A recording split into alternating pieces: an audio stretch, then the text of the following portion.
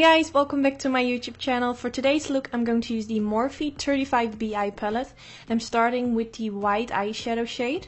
I'm going to use a Sigma E57 brush to apply this right underneath the brow bone. So I'm just going to softly blend my brush back and forth. Now I'm going in with this bright pink shade. What I love about this palette is that it contains a lot of matte vibrant shades, which I think are so freaking awesome because you can get really creative using this palette. And I use it for so long, like seriously. I'm not a huge fan of all Morphe products, but this palette definitely is one of my favorites. So I'm going to use that bright shade to create a crease line, and I'm not doing it very precise. Don't worry if it's not a very sharp or thin line because we will blend it out anyway. So now I'm going in with this light pink shade. And I'm going to use this to blend out that bright pink shade. So I'm using a bigger fluffy brush by Makeup Geek. I'm just going around the edges, and this will basically be my transition shade. So you can also go first in with this light pink shade and then go in with the vibrant pink shade. But I'm also going slightly on top of the crease line to make it already a little bit softer. So now I'm going back in with that vibrant pink shade because I have sort of blended everything out and I really want that pink shade to pop in my crease, so that's why I'm going back in. And I'm using a blending brush by Morphe, and I'm just going again around that line and I'm blending this back and forth, and also slightly I'm going up a little bit higher towards my brow. So this is going higher than the first time I applied the crease line. Now again I'm going back in with that light pink shade.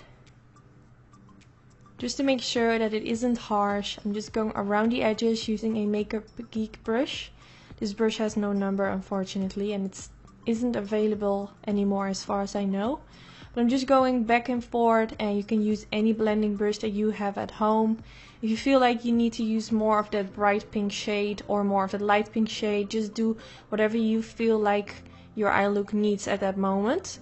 So now I'm going to use the white shade that I also used at the beginning for underneath the brow bone, and I'm going to reapply this. And I also feel because I reapply it, it will sort of melt into the pink eyeshadow, and I just feel like everything blends together. If you want a more glowy, shiny effect, you can also use a shimmery shade for underneath the brow bones. Just give your own twist to it. You don't need to use all the exact same products that I use. So now I'm going in with the MAC Pro Longwear Concealer, and I use it in the shade NC15. And I'm going to use this all over the crease line. And I'm using a Dose of Colors concealer brush. And this is a very flat brush, which I really like to use because it's more easy to create a very sharp line instead of using a very thick brush. And I'm showing this in all my cut crease videos, so for me it feels like I'm repeating myself over and over again. But if you're new to my channel, I'm sure you want to know what I'm doing right now. So I'm going straight underneath that crease line that I created at the beginning. And as you can see, because I use this concealer, it will leave me with a very sharp and clean effect. And if you're doing a cut crease for the first time, I'm sure it might look a little bit scary, like, oh my god, I've never done a cut crease, it must be so hard. But believe me, if you just use some concealer, it's very easy and it will clean up all the mistakes you have made. So now I'm going in with the Makeup Geek Rockstar eyeshadow. This is a very light, cool tone eyeshadow shade, and I'm going to press this at the beginning of my eyelids. Now I'm going in with Makeup Geek High Wine. And this is just basically a silver metallic type of shade. When I created this eye look, I already knew that I was going for a silvery, glittery eyelid. So whenever I apply glitter on the eyelids, I always want to go in with a shimmery shade right underneath it. I just know that this will look great, so that's why I'm doing this. And I'm also going to slightly apply this along the end of the crease.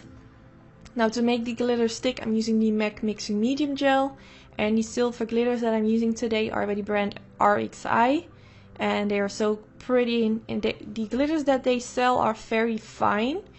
They are not very like thick consistency, they are just very fine glitters, so they're really easy to work with, and I think they have a very pretty reflex. It's just so gorgeous. I mean, every time I do a glitter look, I just love it and I want to do it every time. But of course, I need to do something different now and then. But I'm just going to press this all over the eyelids and also along the end of my cut crease. Along the winged end, if you know what I mean.